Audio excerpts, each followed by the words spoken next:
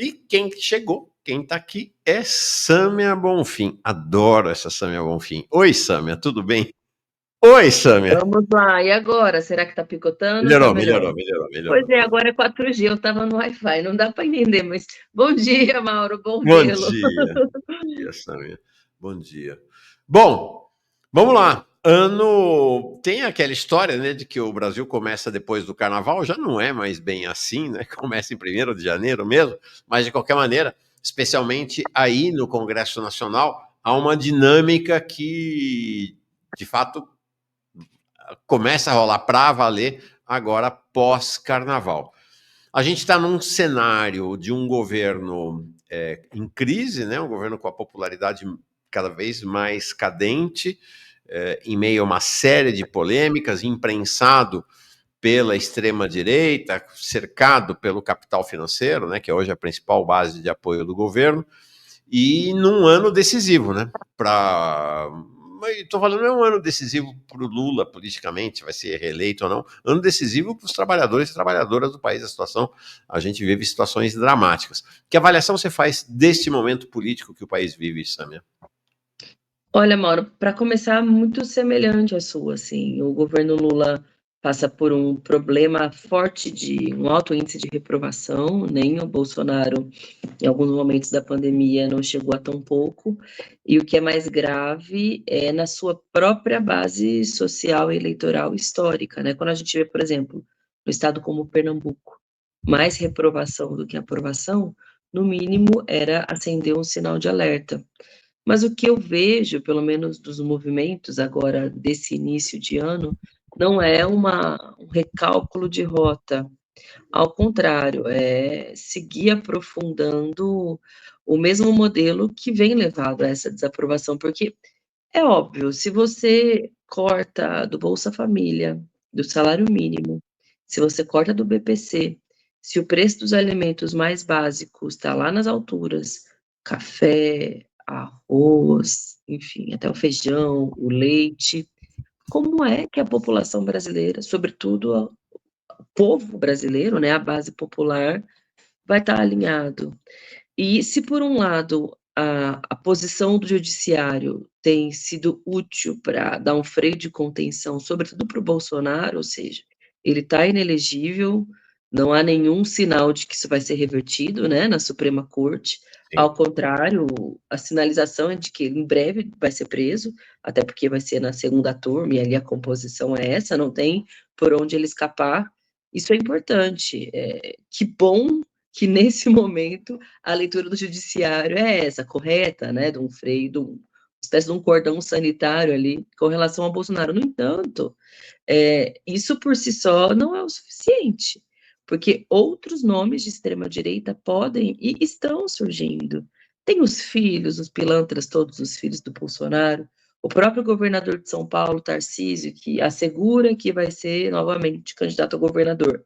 Mas se a bola ali estiver quicando para ele, não Ah, vejo por que ele deixar de você viu que tentar. ontem o Ricardo Nunes já estava lá falando que vai ser candidato a governador de São Paulo, porque Exatamente, já pensando que, né, o exatamente, que Tarcísio ele vai para a vem presidência. para a presidência. E boa parte da imprensa incorpora, né, o Tarcísio, naturaliza, tenta o separar do bolsonarismo, como se ele não fosse uma figura de extrema-direita. E isso na cabeça, mesmo daqueles que votaram no Lula não porque gostam ou porque são de esquerda, mas porque estavam em desacordo com o que significou o bolsonarismo, sobretudo na pandemia, isso é um perigo. E os índices de aprovação dele em São Paulo são muito sintomáticos, né? Ele está hoje por hoje, ele poderia ganhar em primeiro turno as eleições em São Paulo, ou ir muito bem para o segundo. Então, Mauro, eu acho que assim, é um sinal de alerta e de urgência. Ou se recalcula essa rota, ou não sei o que será da gente em 2026. Aí eu concordo contigo. Não é o que será do Lula, do governo do PT, mas sobretudo do povo brasileiro, porque o que está acontecendo no governo Donald Trump, o que aconteceu nas eleições da Alemanha, o cessar-fogo de mentira que acontece hoje na faixa de Gaza, em que o massacre, né, por parte do Netanyahu, e de certa forma, uma naturalização da barbárie, que conforme ele avança, né, na barbárie sem freios, ela só vai se multiplicando. Eu acho que isso é um sinal de alerta do que pode significar para o povo brasileiro. Então, É muito preocupante. E é isso, ter como base de apoio o mercado financeiro, que é exatamente esse o cenário hoje no Brasil, é um recado de que para o povo não tá bom, ou que não vai melhorar, se o compromisso for esse, né. Sim. E me chama a atenção, falei mais cedo hoje aqui sobre isso, Sâmia, que o processo na relação do governo com o mercado financeiro, na verdade, não é com a Faria Lima, né, que são lá os especuladores mais radicais, com a Febraban, né, que Sim. acho que parece uma grande aliança do governo com a Febraban. Essa aliança está redundando em endividamento sobre endividamento, né, para o povo brasileiro. Então, o consignado dos aposentados, que agora a taxa de juros foi lá para cima, né? Nós tivemos, Sâmia, a inflação foi 0,16 em janeiro, e eles subiram a taxa de juros do consignado, que é um empréstimo sem risco nenhum, para 1,8. Não é por ano, é por mês. Agora vai sair o consignado do chamado setor privado, né, do CLT. Saiu a liberação do seguro-desemprego, do FGTS, do saque aniversário. E assim, você olha as manchetes e fala assim, o saque aniversário foi mais ou menos R$1.000 em média para cada um, e ele nem bate na conta da pessoa, já é capturado pelos bancos para fazer frente aos juros do cheque especial. E a inadimplência não para de aumentar, o endividamento das famílias não para de aumentar. Nós estamos num círculo vicioso de aprofundamento do endividamento dos trabalhadores e da classe média brasileira, que eu não sei onde vai chegar, não. Né? E o governo está aprofundando isso, né? O governo vende como um benefício. Vai acabar. Sâmia, eu acho que eles vão acabar com o fundo, com o FGTS no Brasil. Vai tudo para os bancos. Você sabe que tem uma série de projetos de lei que é para liberar FGTS para aquilo outro, mas a iniciativa vem partindo do próprio governo. E é isso, você cria uma ilusão de que você está ofertando crédito e renda ou mais dinheiro para a população para ela poder consumir, mas é ao contrário, você cria um endividamento para que ela tente abater os juros do endividamento anterior. Isso cria um ciclo vicioso e, Mauro, a gente pensa muito nas famílias, né, constituídas, que, bom, eu penso lá em casa, na minha infância inteira eu vi meus pais endividados e tendo que se virar, mas agora, Mauro, eu vejo inclusive jovens, sobretudo jovens, pessoas que recentemente entraram no mercado de trabalho, que, portanto, têm uma realidade de instabilidade completa, são PJ, trabalho intermitente, prestam um serviço aqui, outro ali, que estão totalmente atolados. E qual que é a luz no fim do túnel que esses jovens têm, assim, pessoas de 20 e pouco, ou mesmo 30 e poucos anos, que já entraram nessa lógica de mercado de trabalho completamente precarizado? E a resposta que se dá é útil para os bancos, claro, os caras querem que as pessoas fiquem totalmente dependentes e tenham toda a sua renda e qualquer benefício que venha por parte do governo sendo direcionado. Vê agora, por exemplo, programas como Bolsa Família, para onde que está indo essa renda? Não está indo para a subsistência das famílias, está indo para o banco. Eu vi um dado completamente assustador e alarmante dos jogos de tigrinho, né, que boa parte dos recursos do Bolsa Família vão para essa gente canalha, mas para os bancos também, né, assim, as pessoas elas estão tendo qualquer direito, na verdade, está sendo transformado em possibilidade de ampliação dos lucros de meia dúzia de banqueiros no Brasil. Isso é desesperador, porque em breve qual que vai ser a solução para as pessoas? Eu não consigo entender qual vai ser, talvez não tenha, né? É um nível de endividamento profundo mesmo. Sim. E que enquanto não tiver uma redução dramática da taxa de juros, não vai resolver. Você pode botar o dinheiro que botar, mas com essa taxa de juros, né? Não tem saída. Olha aqui, ó. Você falou, Antônio Neto aqui, eu tenho 26 e estou devendo quase 10 mil. Meu Deus do céu. O Danilo dizendo, eu tenho 40 anos e estou endividado desde os 25, quando estava na faculdade. Eu tenho quase 41, diz aqui o Tarcísio, olha, vão chegando aqui. Eu tenho quase 41 e já torrei quase, tenho 41 e já torrei quase todo o meu FGTS com adiantamento de saque aniversário nos últimos anos. Dureza. É. Dureza. Sâmia, mudando de assunto, agora para o cenário aí no Congresso Nacional, como é que você vê os movimentos desse início desse novo ano legislativo? como é que está essa coisa da relação do PT com o Centrão? Os setores chamados progressistas, né, não são de esquerda, progressistas, estavam muito animados, dizendo que com a Gleisi lá ia ter um giro à esquerda do PT e que, portanto, ia ter um realinhamento aí no Congresso. Como é que você vê essa chegada dela e como é que estão as relações entre o governo, o Centrão, vocês, né, o PSOL, como é que estão as relações entre as forças no Congresso nesse início de ano legislativo? Mauro, eu vejo a entrada da Gleisi como ministra ali na cozinha do Planalto, né, como se costuma falar, menos como um movimento de tentar melhorar a articulação junto ao Congresso e mais como um movimento interno de articulação para 2026 com os partidos políticos que são mais fiéis, a base mais a centro-esquerda, eu diria assim, né, que apoia, que está com o governo Lula, e uma tentativa de pensar o futuro, a sucessão, uma conexão melhor com a base social e eleitoral histórica do governo, porque mesmo isso, os números mostram isso, né? Se perdeu nos últimos anos. Então, eu vejo esse movimento, assim, arrumar um pouco a casa mesmo, se preocupar menos com o Congresso, até porque o Congresso vive como? Vive de liberação de emenda. E agora com esse esquema de orçamento secreto, e com sei lá quantos, já perdi as contas, até porque o orçamento ainda não foi votado, mas pode chegar a 50 bi, sei lá, de emenda do Congresso Nacional, tem perdido a importância também esse papel da articulação política. O que eu soube do papel do Padilha ali era mais de ficar tipo um despachante de parlamentar e ganhava mais quem gritava mais alto.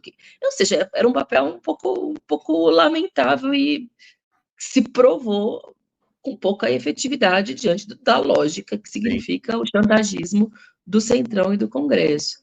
Agora, por hora, eu não consegui ver ainda o discurso da Gleisi na posse, porque ontem viajei para Brasília e tive um monte de coisa e não consegui ver com calma, mas eu vi pessoas comentando que ela teria feito um aceno, né, para a política econômica do Haddad, dizendo que é isso mesmo, responsabilidade fiscal e tudo isso. Foi todo elogios para Haddad. A época da crítica, pelo jeito, acabou.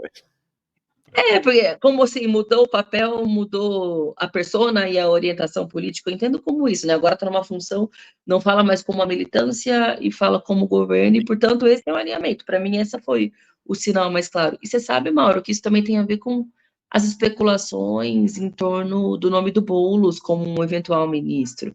Porque Ia eu te acho, perguntar disso.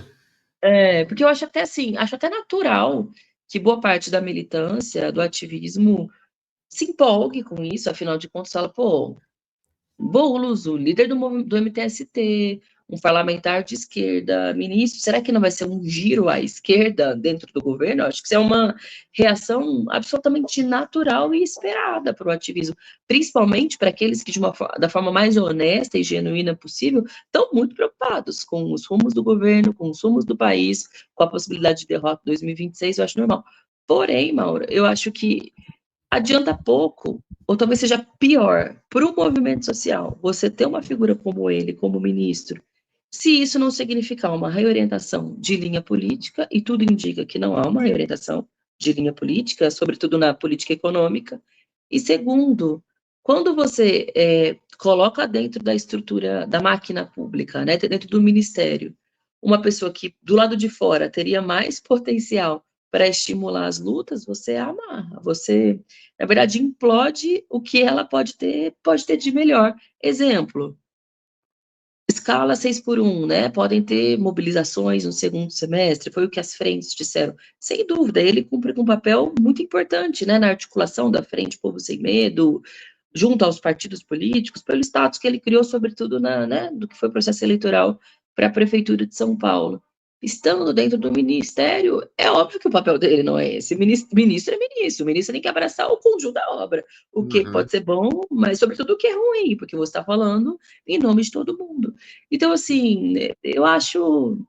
Primeiro que é só especulação também, né? A gente está falando de algo que foi ali cantado na imprensa, a gente sabe como é que isso funciona. Vai que cola, você vai testando a linha junto aos Sim. aliados, junto ao movimento social. Mas no que isso pode ser bom se não tiver um recálculo de rota? Eu não vejo por onde. Mas aí, continuando ainda nesse tema, a pergunta que eu ia te fazer, antes disso, só como essa coisa do endividamento, tá vendo? Olha Ah, assim, olha, sim. raramente eu vejo um tema com tanta, né, a Rosa dizendo, eu conheço mina de 18 anos que já está devendo para o banco. E o Distopia Cotidiana diz, nunca senti tão pouco poder de compra quanto hoje. Estou tendo que usar o FGTS para complementar a renda mensalmente. Caiu, eu logo saco. É impressionante essa questão da dívida, como tá muito, muito. Acho que dívida e alimento, né? Acho que são dois temas hoje cruciais. Dívida, alimento, contas, né?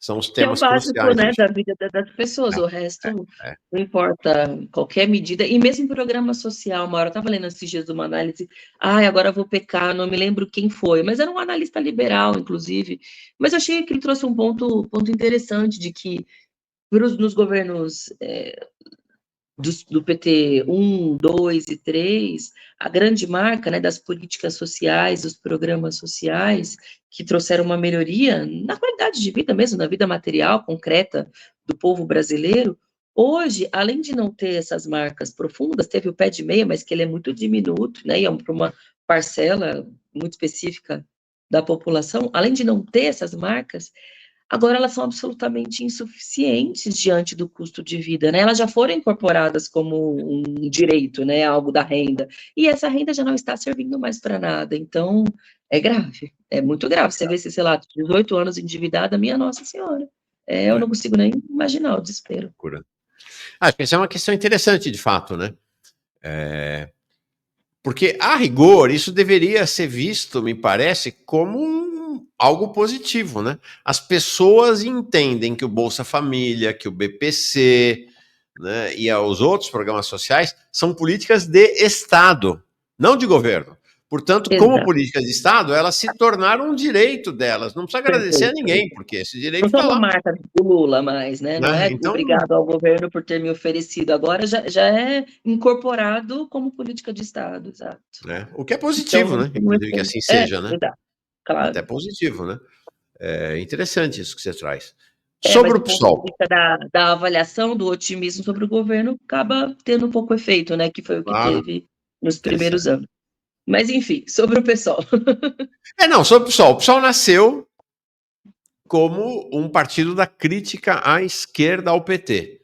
Né? E, de fato, foi, durante muitos anos, uma crítica muito aguda e arguta à esquerda, né, como uma força à esquerda do PT. O que a gente tem visto hoje é uma aproximação crescente, não é que o PT esteja indo para a esquerda, né, mas o PSOL tem se aproximado. A gente viu, foi uma surpresa para muita gente, a campanha do Boulos para a Prefeitura de São Paulo, que foi uma campanha dentro dos limites do petismo. Né? Boulos defendeu o PPP, Boulos não foi contundente contra a Enel, por exemplo, né? Uma crise brutal lá em São Paulo por conta da falta de luz. Ele não teve a contundência esperada e, enfim, foi derrotado, né? Derrotado por um poste, né? Que é o atual prefeito lá, muito ruim.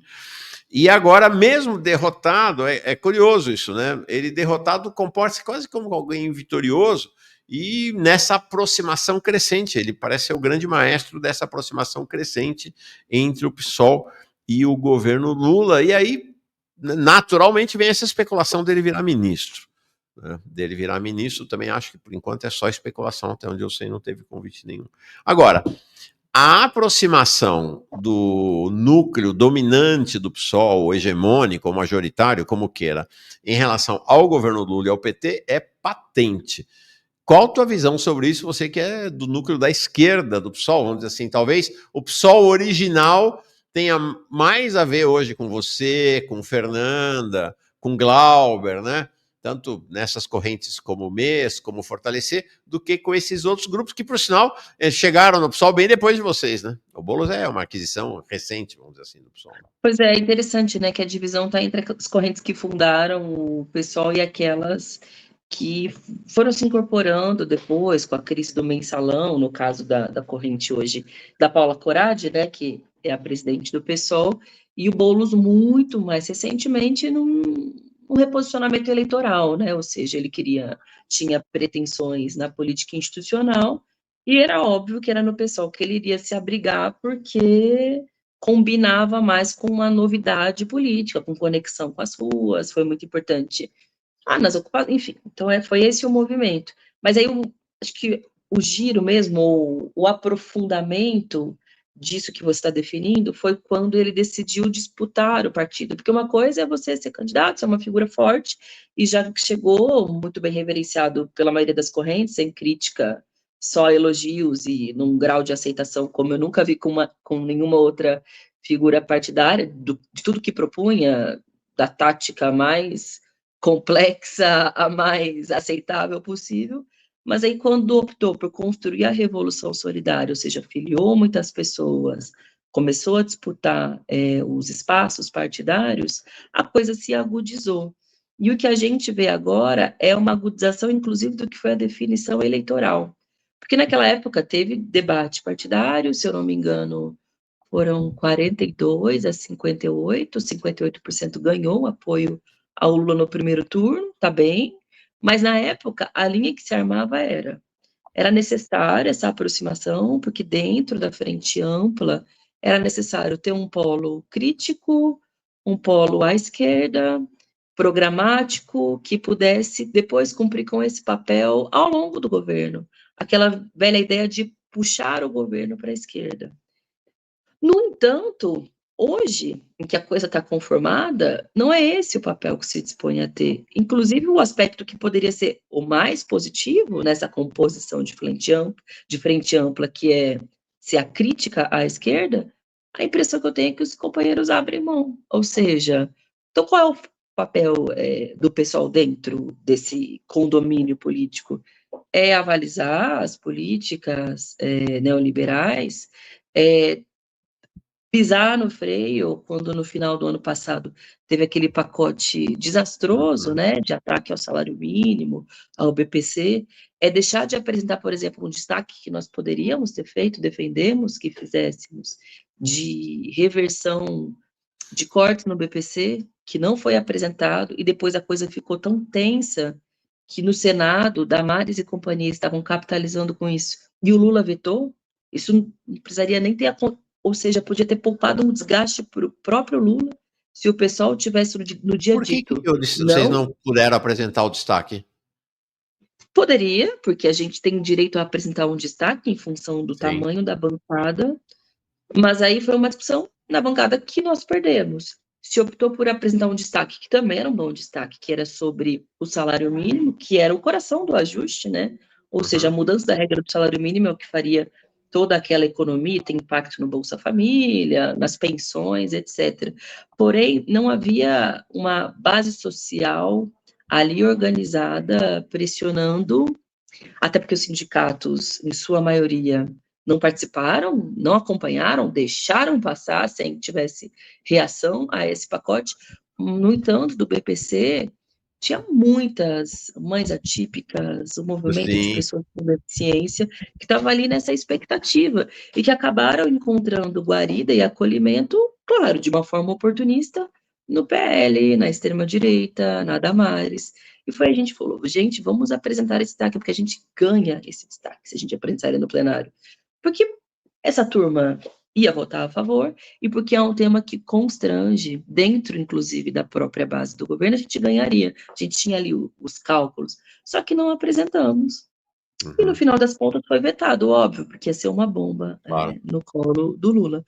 Mas eu dei esse exemplo, que, enfim, é só um exemplo de tanta coisa que aconteceu e que os últimos fatos ganharam grande repercussão. Eu não mencionei o caso do Davi De Castro, porque acho que todo mundo que acompanha aqui o canal conhece muito bem do que se trata. Acabei não citando o tema da proporcionalidade interna que vem sendo desrespeitada, porque todo mundo que acompanha o canal conhece do que se trata. Mas eu cito exemplos, assim, de posições mesmo, que fizeram o pessoal abrir mão, inclusive, do papel que disse que cumpriria quando compôs a frente ampla, que é o da crítica, que é o de puxar à esquerda. E agora, com esse movimento de querer ser ministro, que é só uma especulação, mas isso demonstra para mim um desejo, mostra que tem um setor que abre mão mesmo desse papel, que era o papel fundacional, mas para além da fundação, que era o papel que o pessoal se dispôs a ter mesmo no processo eleitoral. Mas tem aqueles que seguem, né, Mauro? Estamos aí firmes e fortes, defendendo, enfim, aquilo que a gente acha que é o correto e que é o necessário, sobretudo num momento tão profundo de crise como o que a gente vive agora. Olha, uma coisa importante de registrar é que, apesar de vocês, né, a esquerda do PSOL ser minoritária na bancada, não é tão minoritária assim, né? Você tem a Fernanda, você tem você, claro, tem o Glauber, tem a Erundina, e quem tem composto, apesar de não ser originalmente da esquerda, tem composto com vocês, tem sido o Chico Alencar, 5, né? Do outro lado, você vai ter a Célia Chacriabal, o Tarcísio Mota, o Henrique Vieira, a Thalíria, o Ivan Valente, uma surpresa, né? Mas enfim, a Érica Hilton, a Luciene e o Boulos, né? Estamos falando de 8. 8-5, não é assim uma coisa, um esmagamento, né? Vocês têm uma representação relevante. Como é que você imagina que seja esta proporcionalidade na base do PSOL? A base do PSOL, você acha que é mais ou menos assim também? Ou você tem uma base mais à esquerda do que essa representação parlamentar? Uma hora difícil aferir, porque a composição oficial, né, que define presidência, tesouraria, a presidência da Fundação Lauro Campos, ela se dá através das nossas plenárias, que nos últimos anos foram transformadas praticamente no modelo de PED, do PT, de urna. Antigamente, algumas, né, são assim, outras são com os crachás levantados, então também foi perdendo um pouco o calor militante que define realmente. E com esse giro, né, essa definição que teve o Boulos de disputar o partido, teve um processo de filiação em massa muito grande, né, da militância do MTST e de grupos regionais que ele foi englobando para que pudessem alterar a correlação de forças interna do partido. Em outras palavras, antes nós éramos a segunda chamada, agora nós somos a terceira chamada. Não perdemos tanto assim diante, né, do vendaval que aconteceu no PSOL, mas foi, enfim, perdemos poder político de definição, sobretudo na direção do partido. Agora, na base, é que tem diferentes relações, né, com o partido. Tem uma militância Sim. mais orgânica das correntes, tem aquelas pessoas que não são organizadas em correntes, Entendi. mas que reivindicam o PSOL, que estão nas cidades do interior, que fazem as lutas locais, que são bravos guerreiros, né, levantam a bandeira do partido em cenários muito áridos, muito difíceis, às vezes, inclusive, com pouquíssimo acompanhamento da direção partidária, e tem um setor de filiados que não acompanham a vida, mas que são acionados para votarem nos momentos eleitorais.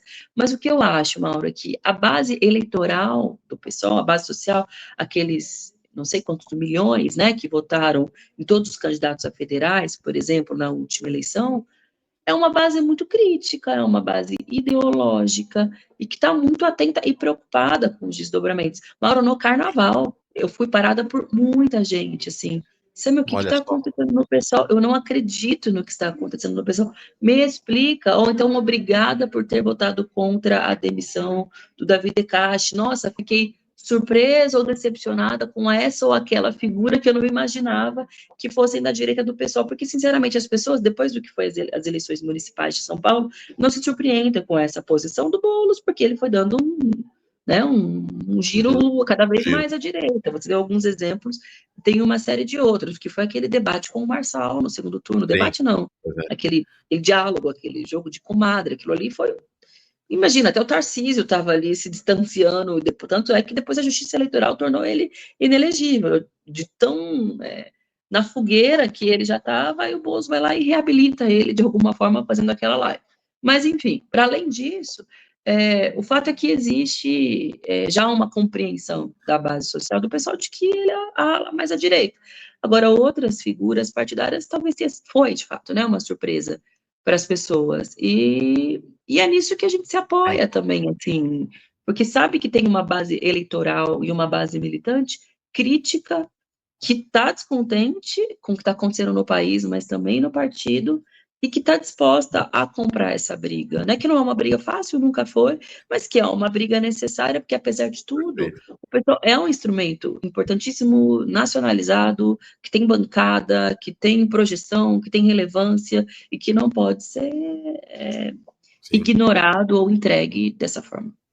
Você traz uma questão interessante, que eu observo em relação ao PSOL, em relação ao PT também, e outros partidos, que nesse processo de institucionalização crescente, você tem uma base partidária que, na verdade, não é muito diferente da base do MDB, do PL e tal, que é essa construção. Estou vendo lá o processo do PT agora, né? Está lá a esquerda do PT brigando, porque de um dia para o outro aparecem 150 filiados numa cidade, 1000 filiados em outra. Então, é processo de filiação em massa para bases fisiológicas. Então, dá para ver isso no PT, imagino que isso aconteça em menor escala no PSOL, mas você tem uma base militante, você tem uma base simpatizante que entrou no partido por conta da história, né, que constrói opinião. Porque essa base fisiológica não tem opinião, né, vai votar conforme o chefe mandar.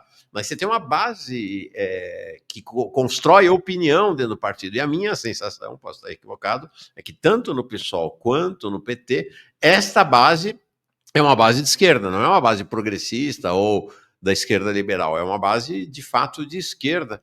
Imagino que isso vai ter questões aí mais para frente. Jimmy Bro diz assim: salve camarada Sâmia, sempre coerente, nos lembrando dos motivos da criação do PSOL, que não pode se permitir ser engolido por um governante, por um governismo acrítico. O Linhaça aqui chega como novo membro.